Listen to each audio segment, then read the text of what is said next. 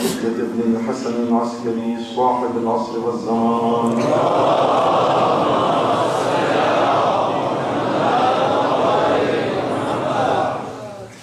واللعنة الدائمة على أعدائهم أجمعين من الآن إلى قيام يوم الدين.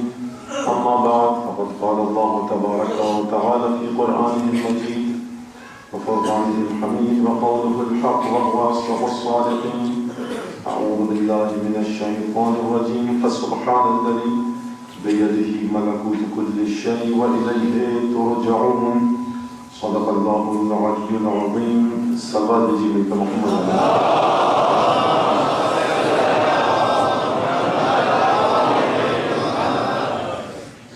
عزیزان گرامی، توحید اور ارتقاء حیات انسانی کے حوالے سے ہماری گفتگو کا سلسلہ چل رہا ہے. گفتگو میں جس حد تک نکات اور امور زیر بحث آئے ہم نے آپ کے سامنے پیش کیا، وہ سب یقیناً آپ کے اذہان میں ہوں گے. جس حد تک بھی ہم اپنی گفتگو کو جس مرحلے تک بھی پہنچا سکیں وہ آپ کے سامنے ہے. اور اگر کوئی نقطہ رہ گیا ہے جو کہ کہنا ہی چاہیے، کوئی ایک نقطہ نہیں بلکہ ہزاروں لاکھوں سینکڑوں نہ جانے کتنے نکات رہ گئے ہیں، کیونکہ بات ہے پرانی آیات کی اور ہم پلہ اور ہم سنگ قرآن یعنی اہل بیت کی.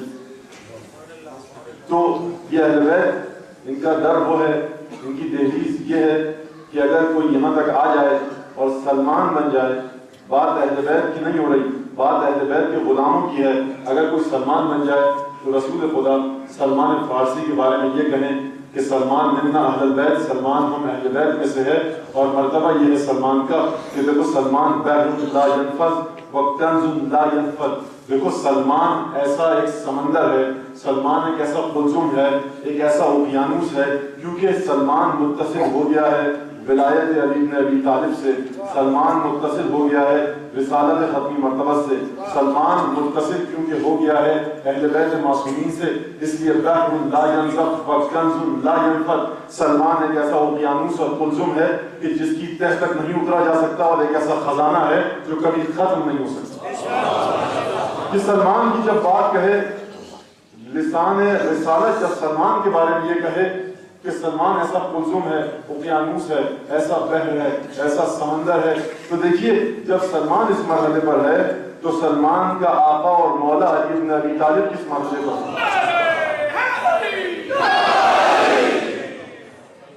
اسی لیے دیکھیے جو خلاصہ اب یہ بھی بتاتا چلوں کہ اعلان کر دوں کہ آگے پشت ہے گھڑی کی طرف، تو میں تقریباً 8:25 یا 24 پہ بیٹھا ہوں.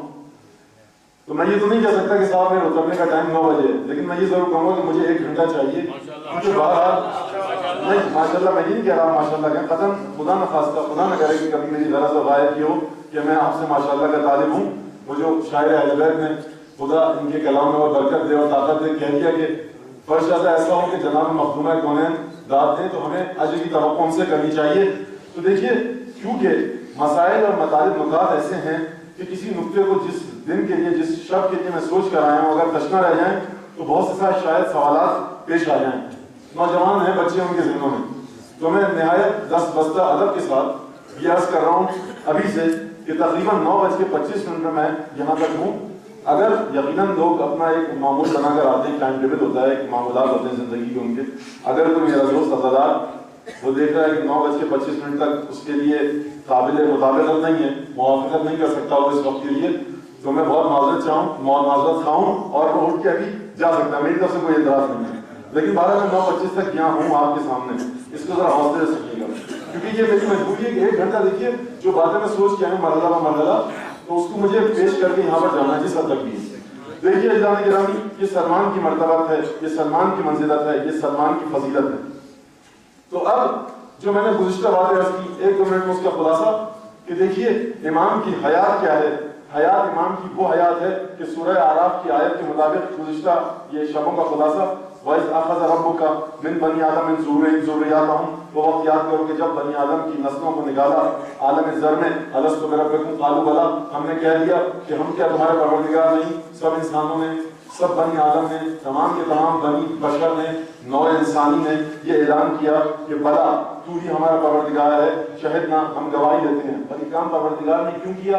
یہ اس لیے کیا تھا ان تقولوا یوم القیامت انا کنا عن ھذا غافلین، یہ ہم نے کام اس لیے کیا کہ مبادا تم قیامت کے دن کہیں یہ نہ کہہ دو کہ ہم غافل تھے، ہمیں کیا پتا تم ہمارا پروردگار ہے یا نہیں۔ تو صاحب ہم نے انسانوں کو اس انداز سے خلق کیا کہ خدا پرستی، خدا شناسی، خدا جوئی ان کی فطرت میں ڈالی۔ ابھی وہ خلق نہیں ہوئے تھے، عالم ذر میں تھے، خدا کے وجود کے مقر تھے، خدا کے وجود کے معترف تھے۔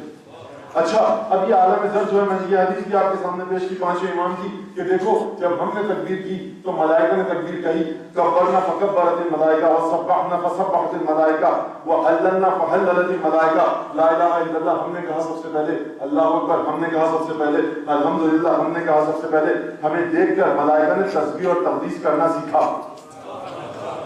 وَلَوْلَانَا مَا عُبِدَ اللَّهُ، اگر ہم نہ ہوتے تو نہ صرف یہ کہ اس دنیا میں، اگر ہم نہ ہوتے تو نہ صرف یہ کہ اس دنیا میں حیات طیبہ کا وجود نہ ہوتا، بلکہ اس دنیا میں بھی حیات طیبہ موجود نہ ہوتی۔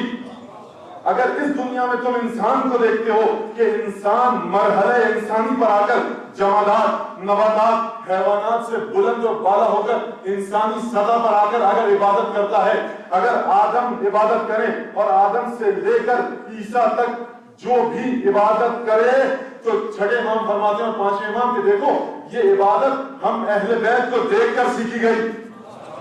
وَلَوْلَانَا مَا عُبِدَ اللَّهُ، اگر ہم نہ ہوتے، خدا کی عبادت نہ ہوتی، تو سمجھ میں آیا کہ حیات طیبہ کا جو سلسلہ پروردگار نے سورہ اعراف میں جس حیات طیبہ کے نقطے کی طرف اشارہ کیا کہ دیکھو ہم نے بنی آدم کو ان کی پشتوں سے نکال کر گواہی دی، وہ حیات طیبہ جو ابتدائے خلقت سے شروع ہوئی، بلکہ ابتدائے خلقت سے بھی پہلے سے شروع ہوئی، وہاں پر اس مقام سے امام کی حیات موجود ہے، معصوم کی حیات وہاں سے موجود ہے، امام کی زندگی وہاں سے ہے۔ تو چاہے عالم ذر کا ہو، چاہے عالم دنیا اور عالم ملک، چاہے عالم ملکوت، چاہے عالم ملک، چاہے عالم غیب، چاہے عالم شہود، چاہے عالم مخفی، وہ چھپی ہوئی دنیا یا دنیا جو تم دیکھتے ہو، جہاں بھی جاؤ گے اگر تم حیات طیبہ تمہیں ملے گی تو امام کے وجود کے صدقے میں ملے گی۔ اچھا اگر اب یہاں تک آ گئے تو دیکھیے وہاں پر امام کا وجود تھا، دیکھو کہیں تم بھول نہ جاؤ کہ وہاں پر جس نے شہادت دی، سورہ رات کی آخری آیت یاد ہے نا، وَيَقُولُ الَّذِينَ كَفَرُوا لَسْتَ مُرْسَلًا قُلْ كَفَىٰ بِاللَّهِ شَهِيدًا بَيْنِي وَبَيْنَكُمْ وَمَنْ عِندَهُ عِلْمُ الْكِتَابِ، ہے میرے حبیبی جو کہتے ہیں کہ تو رسول نہیں ہے تو اللہ کافی ہے گواہی کے لیے، اور وہ کافی ہے جس کے پاس علم کتاب ہے۔ اچھا یہ کتاب کیا ہے؟ وَنَزَّلْنَا عَلَيْكَ الْكِتَابَ تِبْيَانًا لِكُلِّ شَيْءٍ، سورہ نحل میں آواز دی، ہم نے ایسی کتاب نازل کی ہے جس میں ہر شے کا بیان موجود ہے۔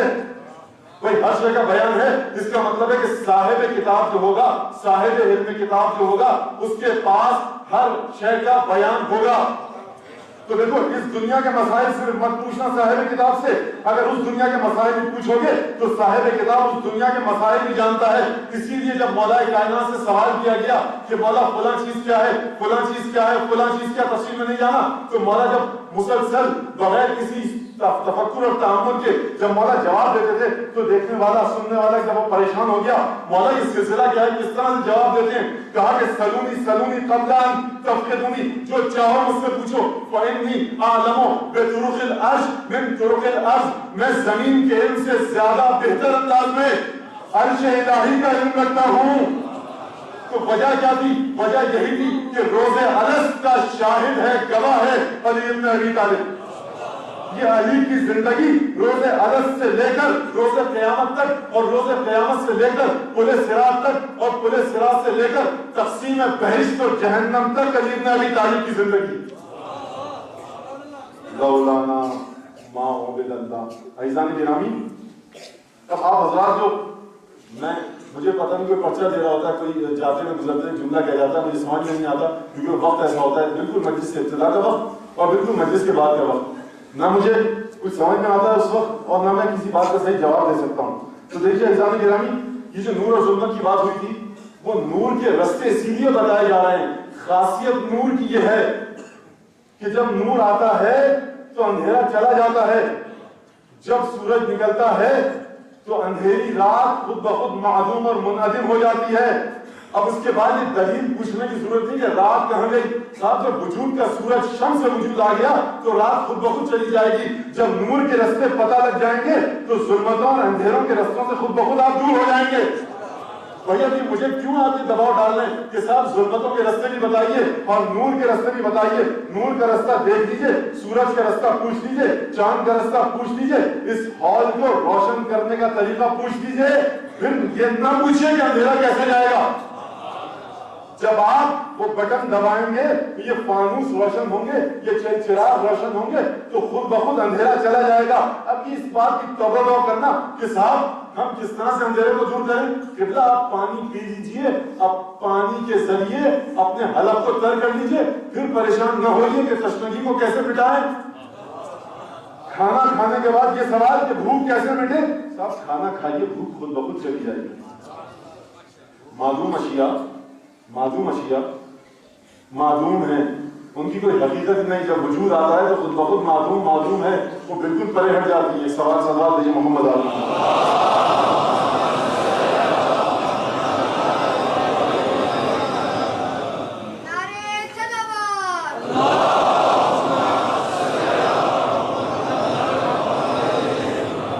تو عزیزان گرامی دیکھیے وہاں پر کھانا علی موجود, تو پروردگار نے کیا کہا ان تقول یوم القیامت اتنا کننا عن ھذا غافلین. تو دیکھو علی کی حیات کہاں تھی. اب دنیا میں آ کر شاید تم بھول جاؤ, تمہاری فطرتوں پر غبار معصیت آ جائے, زنگ اناد آ جائے.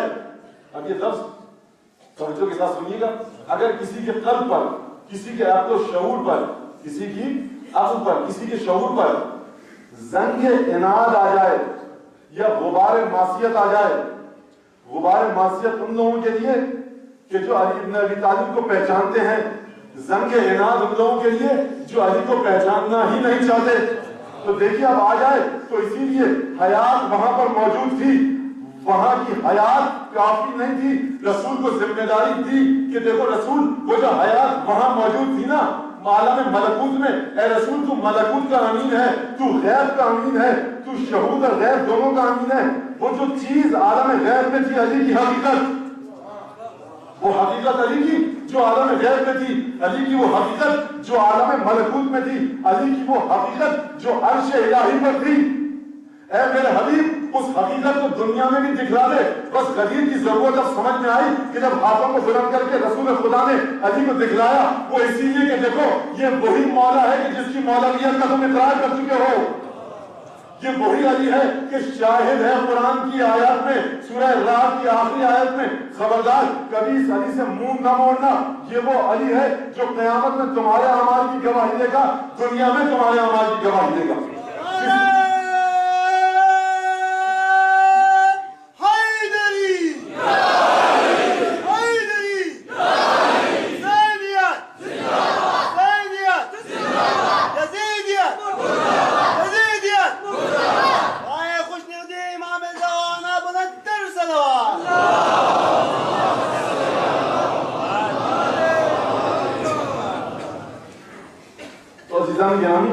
غدیر نے اسی لیے ہاتھ بلند کر کے دکھایا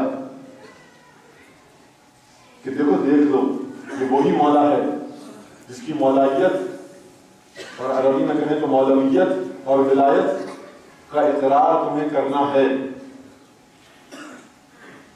اور یہ وہی امام ہے جس کے ساتھ تمہیں اٹھایا جائے گا.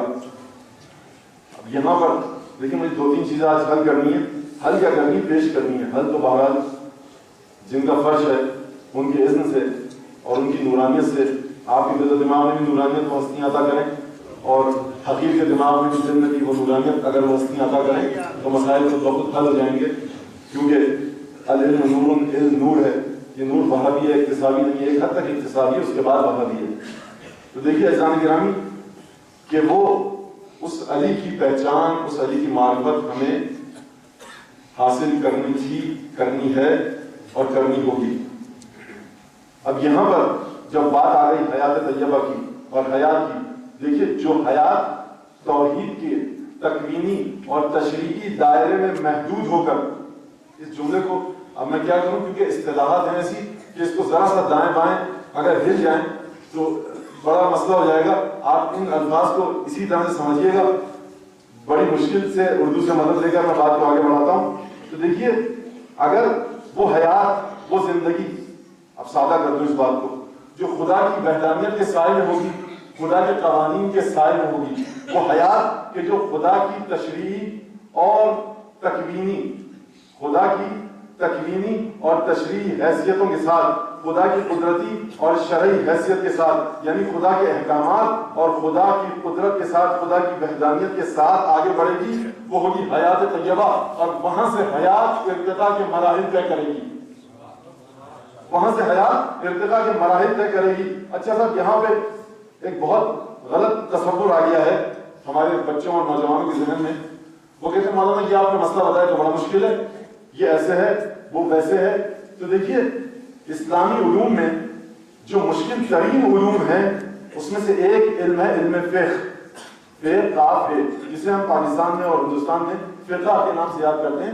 فقہ ہے وہ فقہ نہیں. علم فقہ مشکل ترین علوم میں سے ہے، اور فقہ کی مہارت، فقہ کی عظمت، فقہ کی چابک دستی وہاں پتہ لگتی ہے کہ جہاں مختلف احکامات کے ملاقات اور معیارات اور مسائل اور مفاسد ٹکرائیں.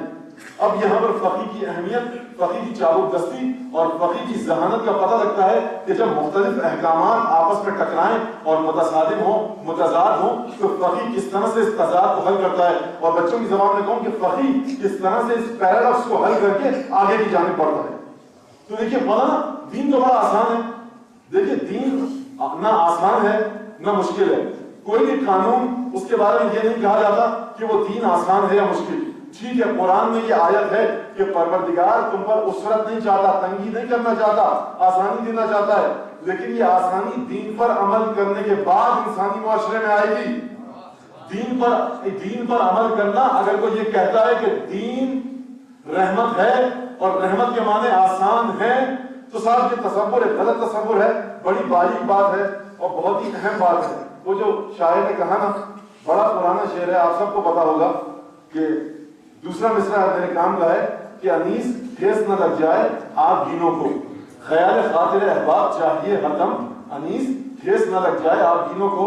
تو دیکھیے پھر احکامات اسلامی دین اتنی حساس چیز ہے کہ ذرا سا آپ نے ادھر سے ادھر ہلے اور آپ دینوں کو دین کے ٹھیس کرتے ہیں. دین اتنا کمزور نہیں کہ آپ دینوں کی طرح ہوں، لیکن بات حساسیت کی ہے. تو عزیزان گرامی، جب قرآن میں خدا یہ کہہ رہا ہے جہاں پہ ہم نے تمہاری آسانی دی ہے دین میں، تو دین پر عمل کر کے تم آسانی کی طرف جاؤ گے. لیکن خود دین پر عمل کرنا تمہارے لیے آسان ہے یا مشکل؟ سورہ عنکبوت کی پہلی آیت ایک لحاظ سے دوسری آیت، احسب الناس ان یترکوا ان یقولوا آمنا وهم لا یفتنون. کیا لوگوں نے یہ سمجھ لیا ہے کہ وہ صرف یہ کہہ دیں کہ ہم ایمان لے آئے، ہم مومن بن گئے اور ہم انہیں چھوڑ دیں گے، ان کا امتحان نہیں لیں گے؟ وَلَقَدْ فَتَنَّا الَّذِينَ، ہم نے ان سے پہلے والوں کا بھی امتحان لیا اور ان کا بھی امتحان لیں گے. تو صاحب جہاں امتحان کی بات آئے وہاں پہ آسانی کی بات نہیں، وہاں پہ تن آسانی کی بات نہیں، وہاں پہ خواب خرگوش اور خواب غفلت کی بات نہیں ہے. وہاں پر آپ کو امتحانات دینے پڑیں گے. فجر کے وقت امتحان، مؤذن کی آواز آئی کان میں، تکیہ سر پہ رکھ کے سو گئے، امتحان میں ناکام.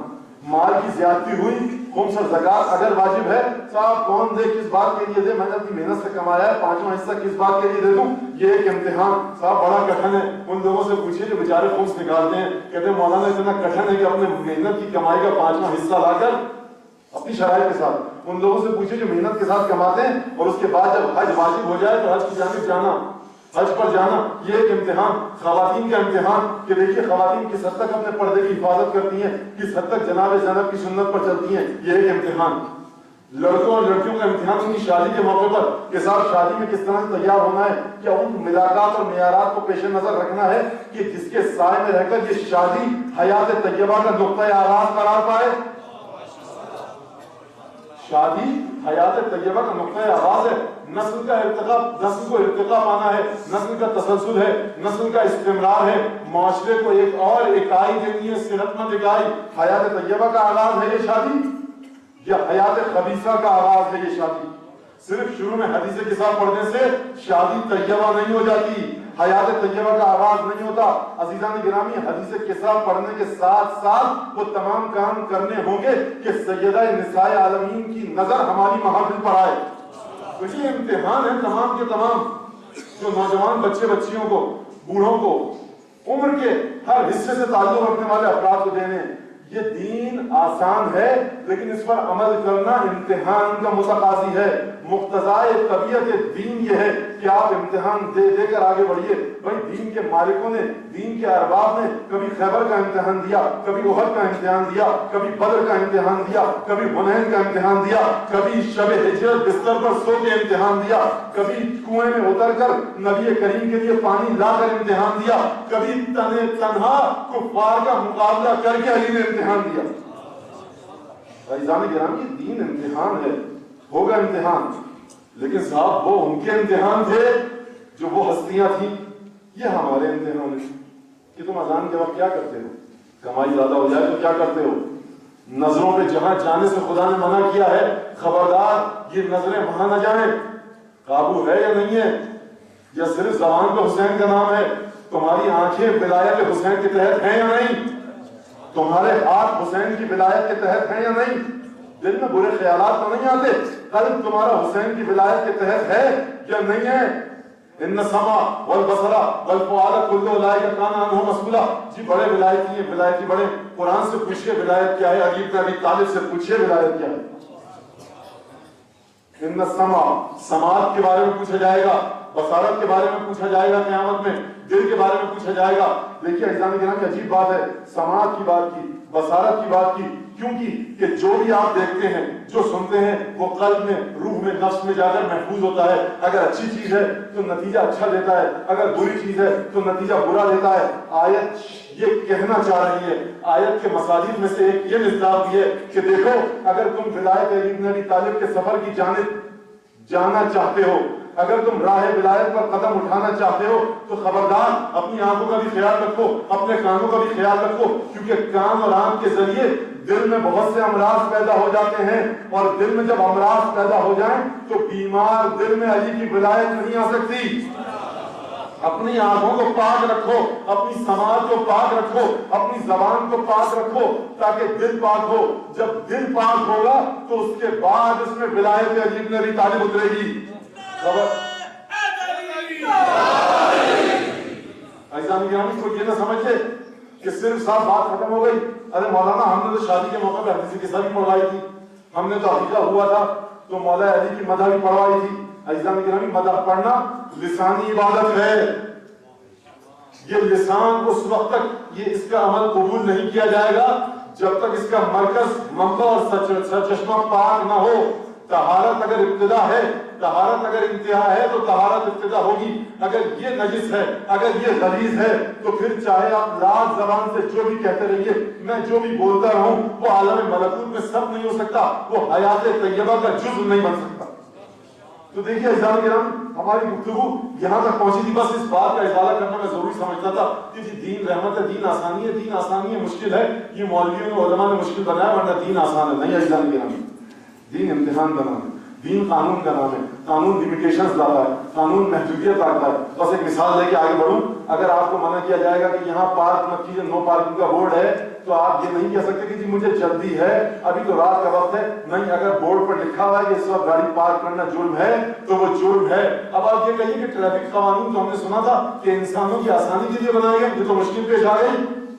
آپ کو جلدی ہے، سگنل سرخ ہو گیا تو آپ یہ تو مشکل پیش آ گئی، آسانی کے لیے بنائے گئے تھے ٹریفک کے قوانین، تو میں توڑ کر چلا جاؤں. نہیں صاحب، قانون ہے، قانون کا نام ہے محدودیت، قانون کا نام ہے لیمیٹیشنز، قانون کا نام ہے حد بندی، سرحدوں تک رہنا، اس سے آگے نہ بڑھنا.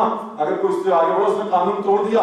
یہ اسلام یہ ہے. بہرحال اس وقت یہ وقت نہیں ہے گفتگو کرنے کا اس طرح تفصیل سے. بس دیکھیے حیات طیبہ اور ارتقاء حیات اور توحید کے حوالے سے جہاں تک ضرورت تھی وہ میں نے عرض کر دیا.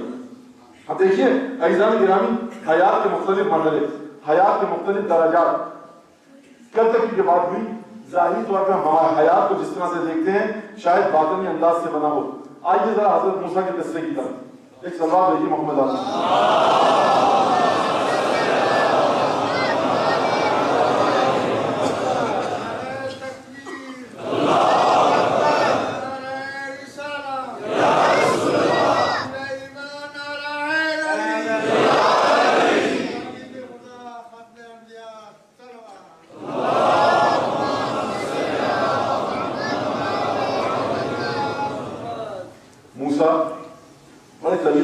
جناب موسیٰ علیہ السلام کی داستان بڑی عجیب و غریب واقعات ہیں، مجھے تمام واقعات پیش نہیں کرنے.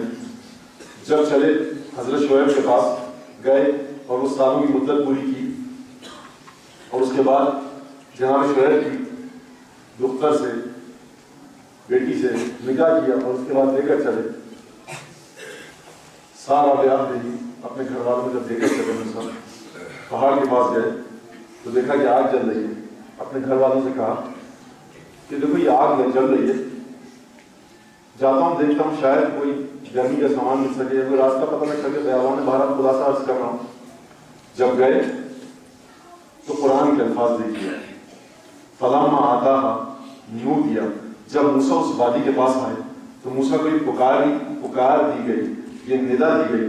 کہاں سے دی گئی؟ من شاطئ الواد الایمن، وادی ایمن کے کنارے سے، دائیں ہاتھ کی وادی کے کنارے سے یہ آواز دی گئی. کہاں پر؟ فی البقعۃ المبارکۃ من الشجرہ. عربی فصاحت و بلاغت میں اب یہ صاحب یہ حق ادا ہوگا آیت کا. اب چاہے آپ اکتائیں چاہے نہ اکتائیں، یہ حق ادا کرنا ہے اس آیت کا. عربی فصاحت و بلاغت کے حوالے سے اگر ظرف جار و مجرور جملے کے کسی فعل کی قیودات میں اضافہ کیا جائے تو کام بہت اہم ہوتا ہے. جتنی قیدیں، جتنی قیود، شروط، شرائط بڑھتی جائیں گی، کام اہم ہوتا جائے گا. فلما آتاها نودیا، موسیٰ کو پکار دی گئی، ایک ندا دی گئی. کہاں سے دی گئی؟ من شاطئ الواد الایمن، وادی ایمن، دائیں ہاتھ کی وادی کے کنارے سے یہ پکار دی گئی. اچھا، دائیں ہاتھ کی وادی سے پکار دی گئی، بات ختم ہو جاتی نہیں. پھر بقعۃ المبارکۃ، اس بقعے کے پاس، اس منطقے کے پاس، اس جگہ کے پاس، اس محل اور مقام کے پاس سے کہ جو بقعہ مبارکہ تھا، جو گنبد مبارک تھا. اب بقعے کا ترجمہ اردو میں گنبد کیا جاتا ہے، اس کے علاوہ کوئی ہے نہیں. تو بہرحال اس جگہ سے ایک تو شاطئ وادی ایمن تھی، اور دوسری جو قید آیا پروردگار وہ کیا تھی؟ وہ بقعہ مبارکہ تھی. من الشجرہ، درخت سے ایک آواز آئی، ندا آئی، پکار آئی موسیٰ کو. کیا پکار آئی؟ یا موسیٰ انی انا اللہ رب العالمین، اے موسیٰ میں رب ہوں، اللہ ہوں، رب العالمین ہوں، تمام کائنات کو پروان چڑھانے والا میں ہوں، پرورش دینے والا میں ہوں. اچھا، جب یہ آئی آواز، اس کے بعد موسیٰ کو دوسری بات دی گئی، القے. موسیٰ یہ پھینکو ذرا اپنے عصا کو. القے، موسیٰ پھینکو ذرا اپنے عصا کو. اس کے بعد جب موسیٰ نے اپنے عصا کو پھینکا تو کیا دیکھا؟ کأنہا جان ولا مدبرا ولم یعقب. جب موسیٰ نے اس عصا کو پھینکا نا پروردگار کے حکم سے تو یہ عصا اژدہے میں تبدیل ہو گیا. اور قرآن نے دوسرے مقام پر یہ ارشاد فرمایا فَإِذَا هِيَ ثُعْبَانٌ مُبِينٌ، ایک بالکل واضح نہایت ہی خوفناک قسم کا عجیب و غریب اژدہے میں تبدیل ہو گئی موسیٰ کی لاٹھی. ابھی تک تو لاٹھی تھی، پروردگار نے حکم دیا، موسیٰ نے جب پھینکا لاٹھی کو تو کیا ہو گئی؟ لاٹھی تبدیل ہو گئی اژدہے میں. اچھا، موسیٰ ایک دفعہ اضطراب طاری ہوا موسیٰ پر. یہ اضطراب کیسا اضطراب تھا؟ دیکھیے، اضطراب یہ تھا کہ آیات الہی کو دیکھ کر اولیاء الہی، انبیاء الہی پر ایک طرح کا اضطراب پیدا ہو جاتا تھا، ایک ان کی حالت تبدیل ہو جاتی تھی. ایک طرح کا اضطراب، یہ ڈر، خوف اور بزدلی والی بات نہیں ہے، بلکہ بات یہ کہ اضطراب آیات الہی کو دیکھنے کے بعد اس اضطراب کا نہ ہونا عجیب ہے، اضطراب کا ہونا عیناً طبیعت مطلب ہے. اگر اضطراب ہو رہا ہے تو یہ عیناً اس بات کی علامت ہے کہ درد رکھتے ہیں، آپ شعور رکھتے ہیں. تو دیکھیے، جب موسیٰ نے ایک دفعہ دیکھا کہ خدا نے کہا القِ مَا فِی یمینک، تمہارے دائیں ہاتھ میں جو لکڑی ہے، جو لاٹھی ہے، جو عصا ہے، اسے پھینکو. جب موسیٰ نے پھینکا فَإِذَا هِیَ حَیَّةٌ تَسْعَىٰ، کہیں قرآن نے یہ فرمایا کہ ایک سانپ کی طرح کہ جو کوشش کر رہا ہے، بل کھاتا ہوا سانپ. یہاں پر کیا کہا پروردگار نے؟ فَإِذَا هِیَ ثُعْبَانٌ مُبِينٌ، یہ ایک اژدہے کی طرح آ گیا. اور اس کے بعد جب موسیٰ نے پھینکا تو کأنہا جان ولا مدبرا، موسیٰ ایک دم سے پشت کر کے کھڑے ہو گئے اور ایک گھبراہٹ طاری ہوئی موسیٰ پر. آیات الہی کو دیکھا ہے نا، آگ لینے آئے تھے، یہاں پر آیات الہی کو دیکھا. اچھا، موسیٰ لا تخف اؤمن، موسیٰ ہمارے پاس آؤ، ڈرو مت، گھبراؤ مت، یہ آیتیں ہیں تمہارے پروردگار کی. دیکھیے، موسیٰ کا ایک درجہ یہ ہے کہ موسیٰ کلیم اللہ ہے، یعنی براہ راست خدا سے گفتگو کی ہے. موسیٰ نے کلیم اللہ ہے. موسیٰ کے جتنے واقعات قرآن میں ہیں اور کسی پیغمبر کے واقعات اتنے نہیں ہیں. یہ موسیٰ کی عظمت، جناب موسیٰ کی عظمت کے بارے میں مجھے بات اس سے زیادہ پھیلانی نہیں ہے. بس دیکھیے، موسیٰ اپنی تمام عظمتوں کے باوجود محتاج ہے خضر کے. سورہ کہف هل اتبعک ان تعلمنی مما علمت رشدا. جناب خضر یہ موسیٰ ہوں میں, خدا نے حکم دیا ہے کہ مرج البحرین جہاں پر جو دریا ملتے ہیں وہاں پر آؤں اور آپ سے سیکھوں کچھ. هل اتبعک ان تعلمنی مما علمت رشدا, جو رشد اور ہدایت کی چیزیں آپ کو سکھائی گئی ہیں کیا میں آپ کی پیروی کر سکتا ہوں ان چیزوں کو سیکھنے کے لیے؟ خضر نے کہا انک لن تستطیع معی صبرا. بھائی دیکھو موسیٰ تم میرے ساتھ صبر نہیں کر سکتے, بڑا کٹھن رستہ ہے خضر کا. اب یہ دیکھیے یہ جو فضائل ہے نا, اور جو بہرحال بچا اعتراض ہے سننے والوں کا نہایت احترام سے کہ مولانا کچھ گفتگو کہیں سے کہیں چلی جاتی ہے تو اندیشہ توصیف شہنشاہ امام ہے, زانو پہ سر فکر ہے, سجدے میں قلم ہے, باریک ہے یہ راہ کے لفظش میں قدم ہے, دست زبردست خدا وقت کرم ہے, خامے سے نہ کچھ تبے خدا داد سے ہوگا, یہ مرحلت ہے آپ کی امداد سے ہوگا. تو عزیزان گرامی اب یہ آیات ہیں جس حد تک یہ زور بیان ہے, ان پھیپڑوں میں اس حلق میں جتنا بھی طاقت ہے, ذہن جتنا ساتھ دیتا ہے وہ آپ کے سامنے پیش کرتا ہوں. لیکن بہرحال مطالب بہت گستردہ ہیں, بڑی وسعت ہے, لیکن جس حد تک ہو سکے خلاصہ کر کے. تو اس کے بعد پھر میر انیس یہیں پہ رکے نہیں. میر انیس نے عجیب انداز سے کہا کہ دیکھیے آئینے سے اوصاف سکندر نہیں ممکن, آئینے سے اوصاف سکندر نہیں ممکن, بلبل سے کبھی وصف گل تر نہیں ممکن, ذرے سے ثنائے شہ خاور نہیں ممکن, جبریل سے تعریف پیغمبر نہیں ممکن. اب یہاں رسول خدا کی تعریف, اب یہاں مولا کائنات کی خدمت میں آئے جناب میر انیس. مقدور کسے شعر الہی کی ثنا کا, مقدور کسے شعر الہی کی ثنا کا, ہو سکتا ہے بندے سے ادا شکر خدا کا. یعنی میر انیس اللہ مقامہ شریف کی نظر میں علی ابن ابی طالب کی مدح سرائی خدا کا شکر ادا کرنے کے متعارف اور متعارف ہے. یہ دیکھیے تو بہرحال اب وہاں سے ایک آیت آئی, ایک آیت یہاں سے آئی, کبھی موسیٰ, کبھی عیسیٰ, کبھی زکریا, کبھی یحییٰ. یہ کیا ہوا؟ تو عزیزان گرامی بتانا یہ ہے کہ دیکھیے نفس رسول کوئی معمولی شے نہیں ہے. خدا بادشاہوں کا سا مزاج خدا کا نہیں ہے کہ ترنم میں آئے, نعوذ باللہ مستی میں آئے, کسی کو پتہ نہیں کیا بنا دیا, کسی کو کیا بنا دیا, لقب دے دیے, میڈل دے دیے, کمرے دے دیے اور بات ختم. نہیں, خدا جو بات کر رہا ہے اپنے قرآن میں تمام کے تمام چیزوں کو نظر میں رکھ کر خدا کے علم میں تمام چیزیں, اور اس کے بعد یہ تمغہ دیا جا رہا ہے علی بن ابی طالب کو, علی تو نفس رسول ہے. تو دیکھیے موسیٰ آئے اور موسیٰ خضر کے پاس آئے, ہے نا, یہاں تک ساتھ ساتھ ہے نا. اچھا, انکا لن تستطیع معی صبرا. بھائی دیکھو خضر نے کہا موسیٰ تم صبر نہیں کر سکتے. اب یہاں پر ایک کلامی مسئلہ یہ ہے کہ موسیٰ سے کیسے علم میں افضل ہو گئے جناب خضر. تو متکلمین نے جواب دیا ہے اس کا کہ دیکھیے نبی کے لیے ضروری نہیں کہ نبی سے کوئی اور انسان افضل نہ ہو. نبی جس امت پر نبی بنا کر بھیجا گیا ہے اس امت میں اس سے کوئی افضل نہیں ہو سکتا, لیکن دوسری امت میں ہو سکتا ہے اس سے کوئی افضل. بعض نے جواب دیا ہے, جواب ہے کتاب میں عرض کر رہا ہوں. اور دوسرا جواب یہ دیا ہے کہ بھئی دیکھیے موسیٰ احکام ظاہریہ کے پابند تھے. خضر کو حکم دیا گیا کہ دیکھو تم بعض ایسے امور سکھاؤ موسیٰ کو جا کر کہ جو موسیٰ کی نظروں سے ابھی تک اوجھل ہے. بعض کتابوں پر میں یہ لکھا ہے کہ موسیٰ نے ایک دفعہ جب اپنی مرتبت اور اپنی منزلت اور اپنا مرتبہ دیکھا, اپنی عظمت دیکھی, تو موسیٰ کو ایک دفعہ دل میں یہ خیال آیا کہ میں پروردگار کی بارگاہ میں میری ایک حقیقت ہے, عظمت ہے. حکم ہوا خضر کو کہ جاؤ ہمارے بندے کو ہلاک ہونے سے بچاؤ, بتاؤ اسے کہ تم علم کے کس مرتبے پر ہو. دیکھیے خضر سے ملاقات اب بس تفصیل میں نہیں جانا یہاں تک. اور جب موسیٰ نے مسلسل اعتراض کیے تو خضر نے کیا جواب دیا؟ ھذا فراق بینی و بینک موسیٰ, یہ میرے اور تمہارے جدائی کا وقت آ چکا ہے. یہ موسیٰ اور یہ خضر, اور چھٹے امام نے جناب حضرت جعفر بن محمد صادق آل محمد نے فرمایا.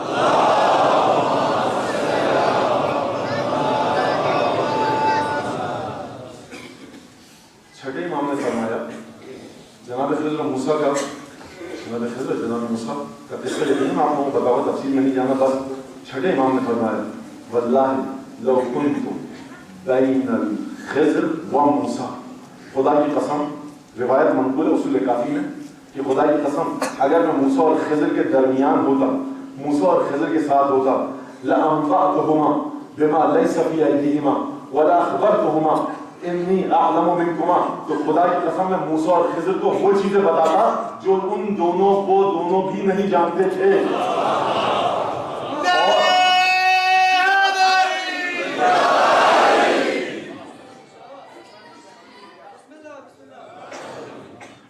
وَلَأَنْبَعْتُهُمَا إِنِّي أَعْلَمُ مِنْكُمَا اور میں موسیٰ اور خضر کو یہ بھی بتاتا کہ میرا علم تم دونوں سے زیادہ ہے. یہ وجہ کیا ہے؟ یہ وجہ یہ ہے کہ یہ علم رسالت ہے, یہ رسول خدا سے ورثے میں آیا ہے, یہ رسول خدا کے تعلیم کردہ ہیں. نہ کہیے گا کہ امام جعفر صادق نے رسول خدا کو دیکھا ہی نہیں. یہاں علم کے طریقے کچھ اور ہیں, وہاں علم کے طریقے کچھ اور ہیں. تو دیکھیے کہ علم رسول ہے, یہ علم علی ابن ابی طالب ہے. تو ایک دفعہ جب موسیٰ نے دیکھا نا, دوبارہ آئیے ذرا سورہ قصص کی طرف کہ کہنا جامن وجہ خبرا ولم یوقع موسیٰ ایک دفعہ گھبرا کر موسیٰ نے پشت کر لی اور ایک دفعہ گھبرائے موسیٰ لا تخف اقبل موسیٰ آگیا اور ڈرو مت. یہ آیت ہے ہماری, یہ آیت ہے ہمارے حکم سے یہ اجزا بنا ہے, دیکھو پریشان نہ ہو. اچھا یہ موسیٰ گھبرا گئے ایک دفعہ. اب دیکھیے عزیزان گرامی, یہ موسیٰ تھے, وہ چھٹے امام تھے, اور آئیے ذرا مولا کائنات کی بارگاہ میں کہ دیکھیے آیت الہی کو دیکھ کر ایک دفعہ موسیٰ پر اضطراب طاری ہوا ضرور, لیکن وہ علی ابن ابی طالب ہیں کہ جو یہ فرما رہے ہیں واللہ لو کشفت الغطاء مزددت یقینا. اگر علی ابن ابی طالب کے سامنے سے, اگر علی کی آنکھوں کے سامنے سے تمام کے تمام پردے گرا دیے جائیں تب بھی علی کے علم میں کوئی اضافہ نہیں ہوگا.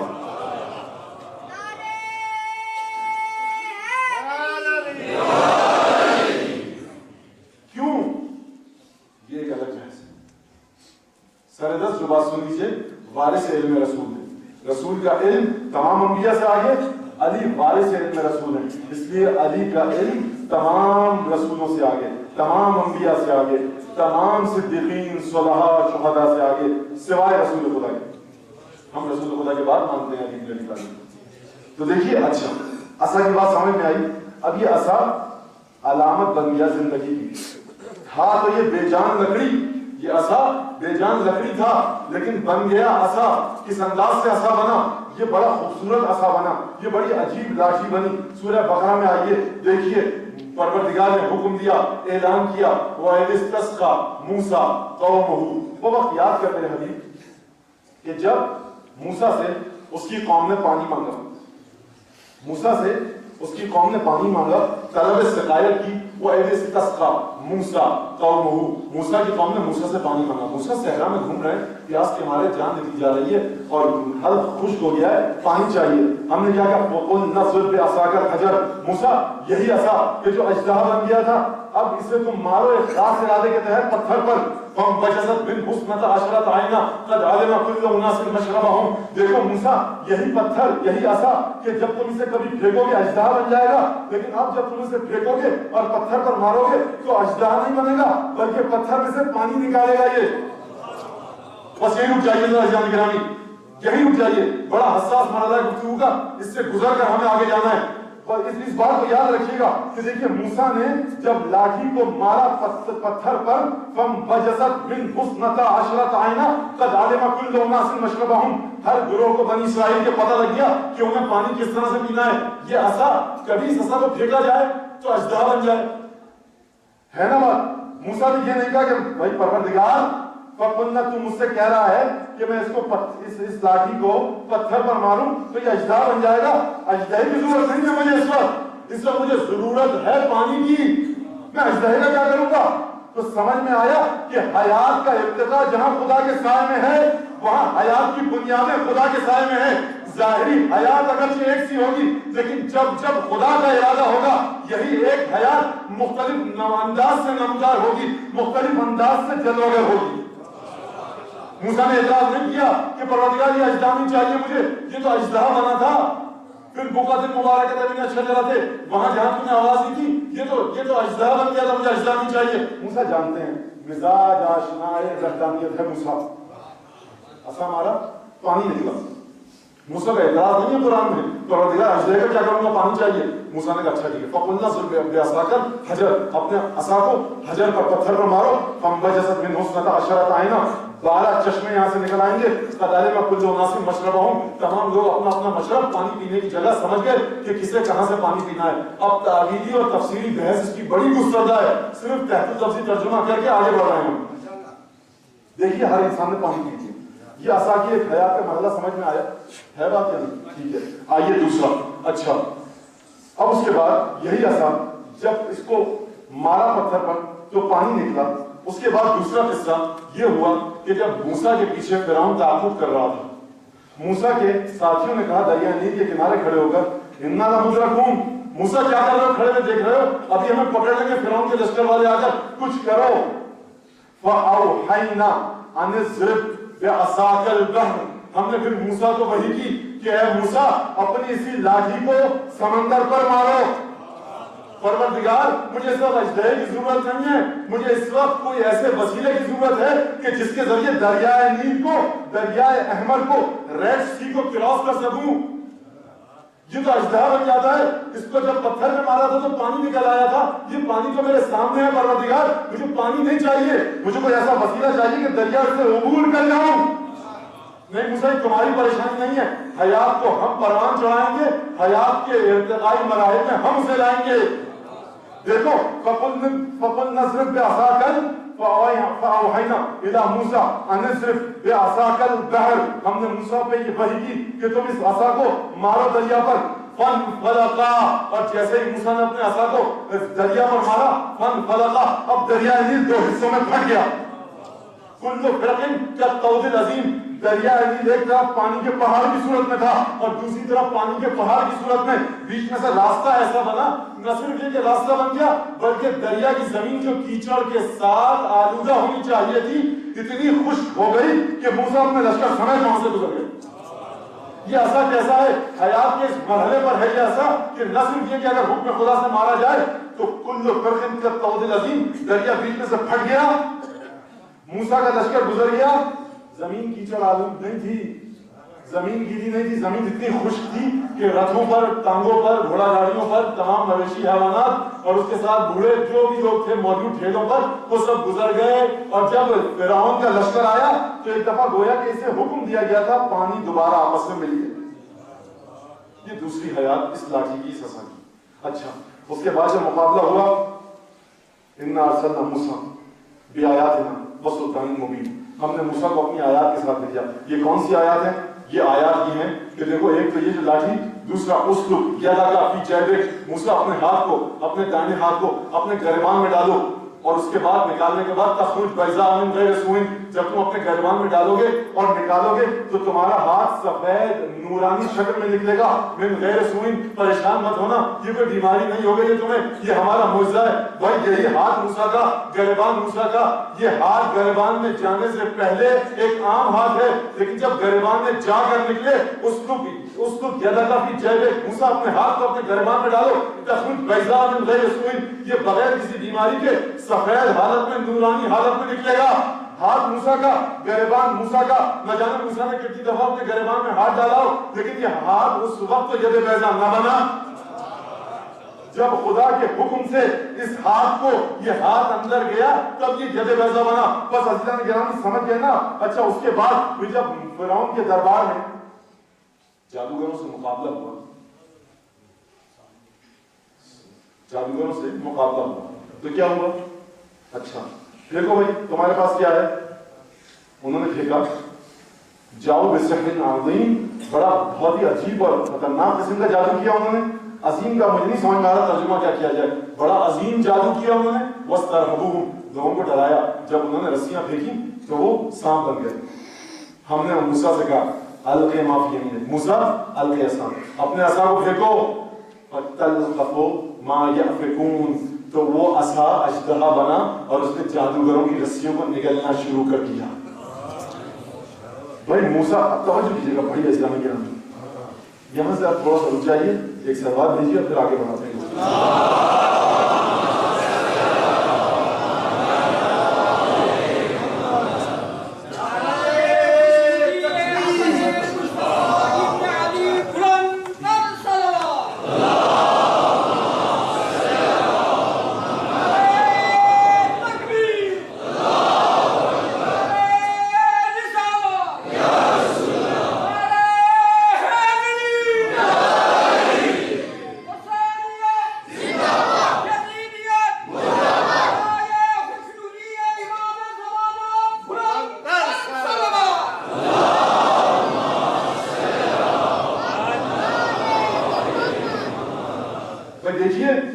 موسیٰ کے عصا کو ضرورت ہے. فَقُلْنَا اضْرِب بِعَصَاكَ الْبَحْرَ, ہم نے موسیٰ سے کہا کہ مارو لاٹھی کو. ہم نے موسیٰ پر وحی کی.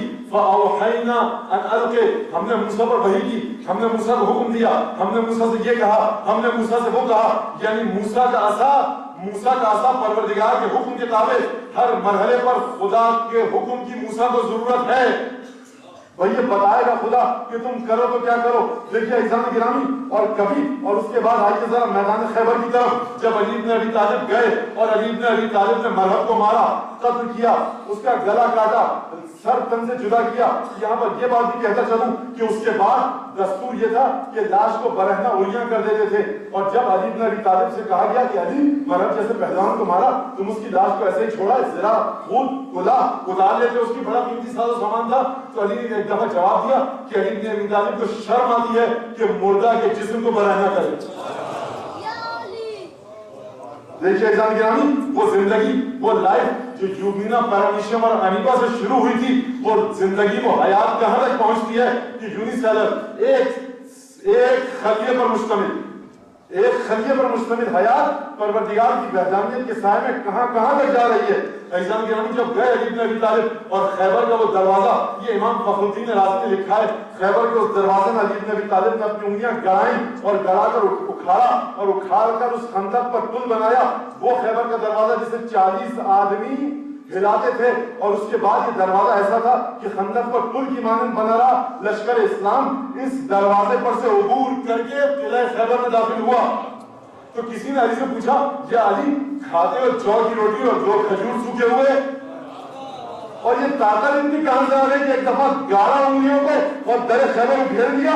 تو علی بن ابی طالب نے جواب دیا, جسے مولانا روم اپنی مثنوی میں شعر کی صورت میں لائے ہیں. علی بن ابی طالب نے جواب دیا, امام فخر الدین رازی نے اپنی تفسیر میں لکھا, مولانا روم نے اپنی مثنوی میں لکھا, ما قلعت باب خیبر بقوت جسدانیہ بل بقوت رحمانیہ. علی بن ابی طالب نے جو یہ دروازہ اٹھایا تو اپنے جسم کی طاقت سے نہیں اٹھایا تھا, یہ علی بن ابی طالب کے وجود میں ایک جسدانی طاقت بھی ہے اور ایک رحمانی طاقت بھی ہے. یہ علی کا ارادہ ہے کہ کب انسانی طاقت سے کام لے اور کب رحمانی طاقت سے کام لے.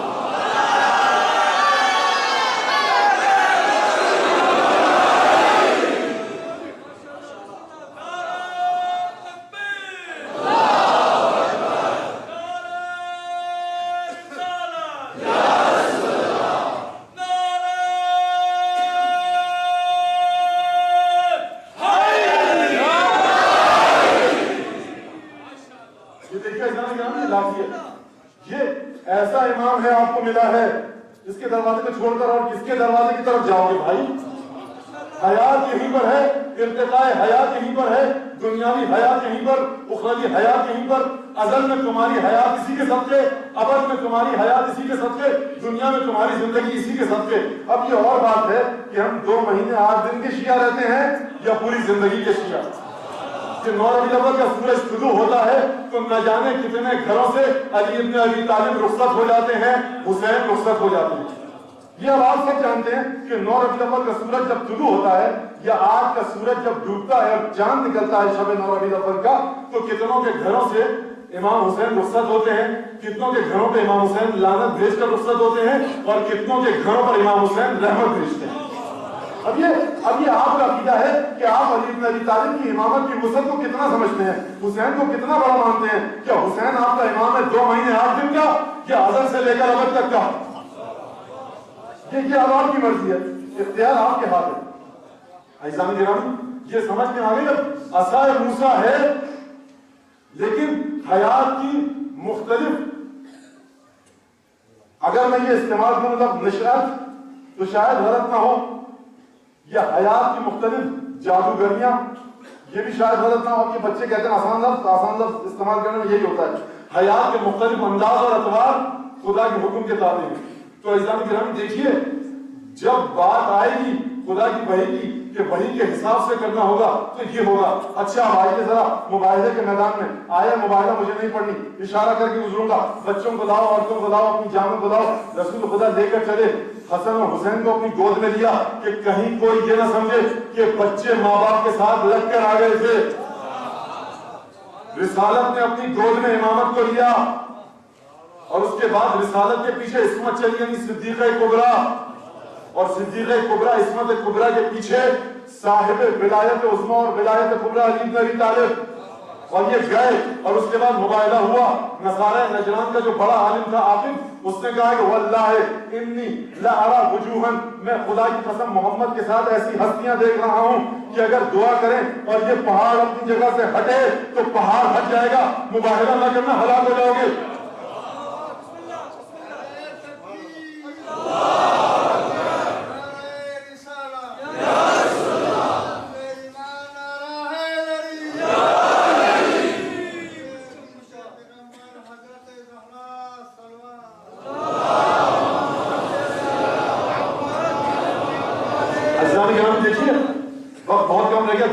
مسائل بھی مجھے ختم کرنے اور جو فضائل کی ایک دو باتیں رہ گئی. تو عزیزان گرامی دیکھیے کہ جب مباہلے کے لے کر چلے اور گئے، آخر نے جملہ کہا، گفتگو ہوئی. اسی آیت کے ذیل میں جناب فخر الدین رازی نے، بہت بڑے مفسر، محدث، متکلم، فلسفی، مختلف علوم کے ماہر ہیں، یہ اشعری مذہب ہیں.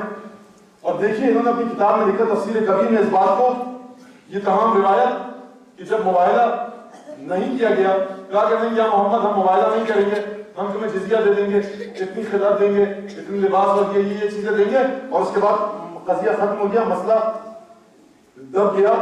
تو اس کے بعد رسول نے ایک عجیب حدیث پڑھی، اور رسول نے یہ حدیث کہنے سے پہلے ایک اور کام کیا. رسول نے کہا کہ دیکھو ہم دعا کریں گے کہ جھوٹوں پر خدا کی لعنت، اور مڑ کر علی، فاطمہ، حسن، حسین کو مخاطب کیا، اذا دعوت فامنوا، جب میں دعا کروں تو فاطمہ، علی، حسن، حسین تم آمین کہنا. یعنی کیا مطلب؟ اچھا یہ آمین سمجھ میں نہیں آیا، یہ دعا سمجھ میں نہیں آئی کہ دعا کون سی کرنا، آمین کس لیے کہنا. دعا سمجھ میں اس وقت آئی جب امام فخر الدین رازی نے روایت مکمل لکھی. رسول جب مباہلے کے میدان سے پلٹے تو یہ کہتے ہوئے پلٹے، واللہ لو باہلوا واللعنوا، اگر یہ مباہلہ کرتے اور ہم پر لعنت بھیجتے، لمسخوا قردۃ والخنازیر، تو یہ نصارہ نجران بندروں اور سوروں کی صورت میں مسخ ہو جاتے. ولما حال الحول علیہم، اور ابھی ایک سال نہ گزرتا کہ ان میں سے کوئی باقی نہ رہتا. وَلَسْتُرِمَ الْوَادِيُ عَلَيْهِمْ نَارًا، اور پوری کی پوری وادی نجران آتش عذاب الہی سے بھر جاتی. اچھا اب سمجھ میں آیا آپ کہ دیکھیے یہ اہل بیت کا ارادہ کیا ہے. یہ اہل بیت کا ارادہ یہ ہے کہ اب جو ہمارا عقیدہ ہے نا کہ ارادہ الہی اہل بیت کے ذریعے سے گزر کر آتا ہے. تو دیکھیے وہاں حکم دے دیا گیا کہ بچوں کو لے کر چلے جاؤ. اب ارادہ الہی یہ ہے کہ جو جھوٹا ہوگا یہ نصارہ نجران، ان پر عذاب آئے گا، نجران کی وادی کو آگ سے بھر جانا ہے، سور اور بندروں کی صورت میں انہیں مسخ ہو جانا ہے. لیکن کس کی دعا کے نتیجے میں؟ پنجتن کی دعا کے نتیجے میں. یعنی پنجتن کا ارادہ وہ ہے، وہاں موسیٰ کا عصا، اس کی حیثیت یہ ہے ہر مقام پر خدا حکم دے، ہر مقام پر خدا بات کرے، ہر مقام پر خدا وحی کرے. لیکن یہ اہل بیت کا ارادہ ہے کہ پروردگار کا ارادہ ان کے ذریعے سے ہو کر جاری ہوگا. اب تمہیں دعا کی ضرورت نہیں ہے، بس فاطمہ کے ہاتھ اٹھے دعا کے لیے اور یہاں وادی میں ہاتھ لگ جائے. یہ ارادہ صدیق کبریٰ ہے، یہ ارادہ علی بن ابی طالب ہے، یہ ارادہ حسن اور حسین ہے. یہ ہے، اسی لیے فرمایا لو کشفت الغطاء مصدق تو یقینا. بس عزیزان گرامی یہ ارادہ الہی ان کے ذریعے سے ہو کر آتا ہے. بس میرے پاس کچھ تقریباً بلکہ دقیقاً اس وقت 8 منٹ ہیں. 8 منٹ میں مجھے پورے مسائل ختم کرنے ہیں. عزیزان گرامی دیکھیے یہ ارادہ الہی ہے، حسین ابن علی کے ذریعے جاری ہوگا. حسین کے لیے کوئی مشکل نہیں ہے، ٹھوکر مارے نہر جاری ہو جائے نہیں ہے، یہ بھی غلط ہے. ہمارا عقیدہ یہ ہے حسین دل میں ارادہ کرے چشمہ جاری ہو جائے. دل کا ارادہ کافی ہے، کیونکہ ان کا ارادہ خدا کا ارادہ ہے، ان کی مرضی خدا کی مرضی. جو مجھے حکم دیا گیا مسائل پڑھنے کے، عجیب بات کی شاعر نے، جنباں ہے عرش اپنا دھڑک ہے دل دونی، جنباں ہے عرش اپنا دھڑک ہے دل دونی، اصغر کے پالنے کو ملا خود ہی شکر. زلف حسین کھل کے بہے دجلہ نصیب، در حجاب قدس میں اے بندہ عظیم، عجیب خطاب ہے پروردگار کا، عرش الہی۔ عزیزان گرامی، بخدا خدا کی قسم، تمام مقدسات الہی کی قسم کہ حسین کی قربانی نے لقد شعرت منہ اذلت العرش، بنیاد عرش الہی کی ہل گئی حسین بن علی کی قربانی سے۔ جنبہ عرش اپنا دھڑک ہے دل دنی، اصغر کے پالنے کو ہلا خود کی شمیم، زلف حسین کھل کے بہے دجلہ نسیم، اور پیرے ہیں یہ درآ حجاب قدس میں اے بندہ عظیم۔ حسین کی قربانی اصغر کے بعد جو تھی، شاعر کہہ رہا ہے کہ اب حجاب قدس میں آ جا تو حسین، پیرے ہیں یہ لہو میں انہیں سرخرو کرو، زہرا کے آنسوؤں سے فرشتوں رجوع کرو۔ چھٹے امام سے پوچھا گیا کہ مولا حاجت کے لیے کیا کریں؟ روایت میں ہے کہ کہا 2 رکعت نماز پڑھ کے 100 دفعہ یہ کہو اللہم انی انشدک بدم المظلوم، خدایا تجھے قسم دیتے ہیں مظلوم کے خون کی۔ کہا کہ مولا یہ مظلوم کا خون کون ہے؟ کہا یہ حسین کے ننھے بچے۔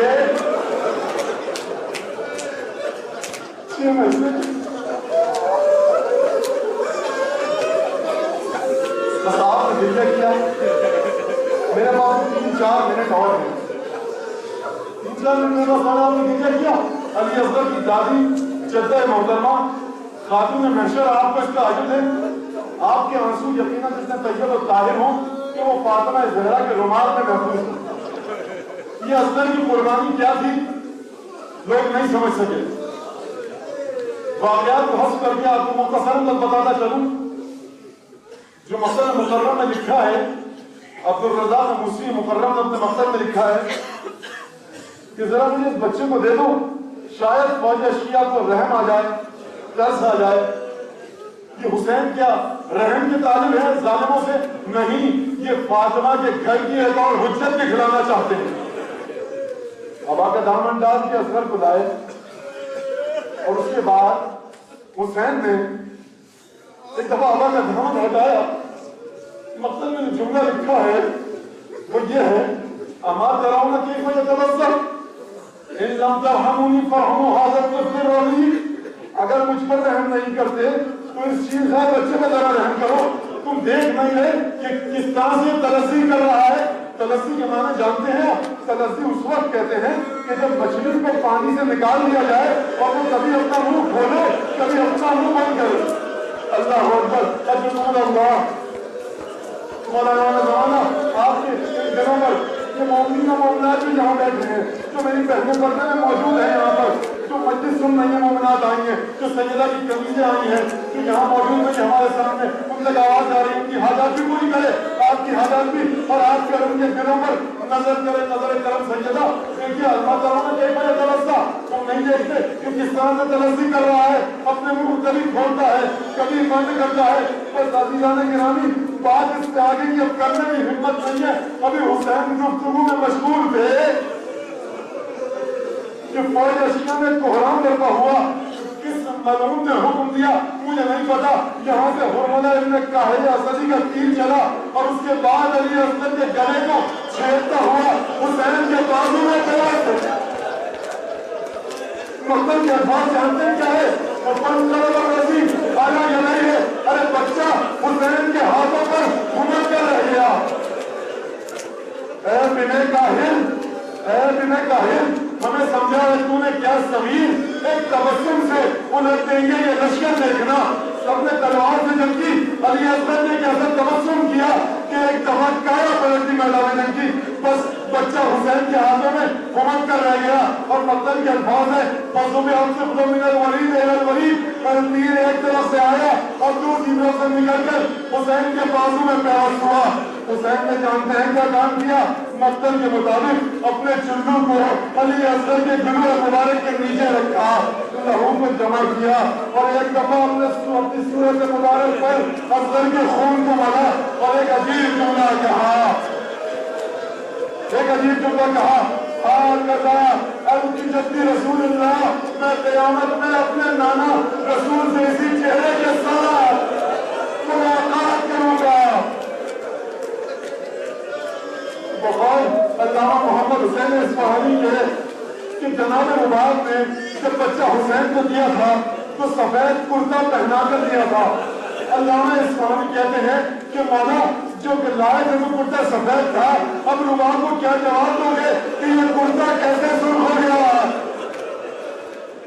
حسین لائے گم کے شہیدان اصغر کو ماں سے کس طرح سامنا کیا، بھومی کا کس طرح سامنا کیا، میں نہ بتا سکتا ہوں، نہ بتانے کی طاقت ہے۔ تو عزیزان گرامی آخری جملہ سنتے جائیے کہ حسین ایک دفعہ کربلا کی زمین گرم پر بیٹھے، اپنے زانو زمین پر رکھے، تلوار سے قبر کھودی اور اصغر کو دفن کیا۔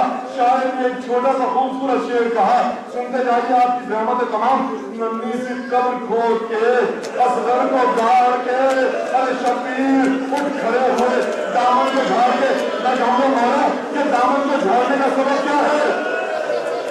حسین اپنی زبان حال سے پکاریں گے کہ دیکھ اے نادان شخص، حسین کے پاس قاسم تھے، عباس تھے، علی اکبر تھے اور محمد تھے، میں نے سب کا سب لٹا دیا۔ کہ 6 مہینے کا بچہ تھا وہ بھی لٹا دیا، دامن جھاڑ کے بتا دیا کہ اب حسین کے پاس کچھ نہیں۔